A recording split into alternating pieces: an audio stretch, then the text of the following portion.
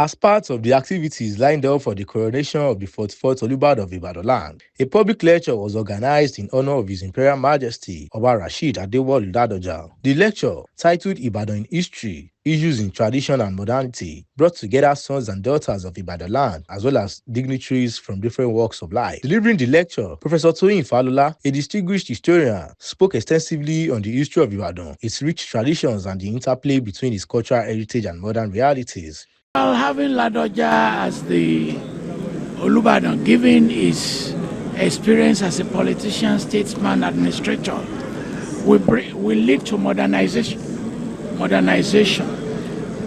The city needs to modernize itself in the areas of garbage collection, street cleaning, environmental upliftment. When I was young, there was hardly a house without a tree in front of it.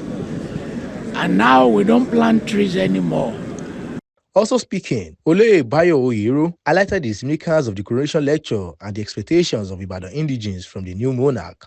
When you talk of culture, tradition, the whole thing is waning off in our society. Many of you young men, most of what he was saying will be strange to you. You young Nigerians, you think it's part of civilization that your children must speak English. What we older ones grew up with,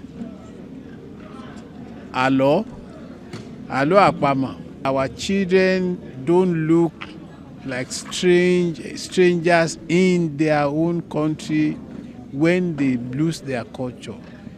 A people without culture, that culture is lost. The people are lost. The lecture, which forms part of the activities heralding the coronation of Oba Rashidi Adewolu Ladoja as the 44th Olubadan, had in attendance top government functionaries, traditional title holders, mogajis, and indigenes of Ibadan land. Taiwo Olanrewaju, Impact TV News.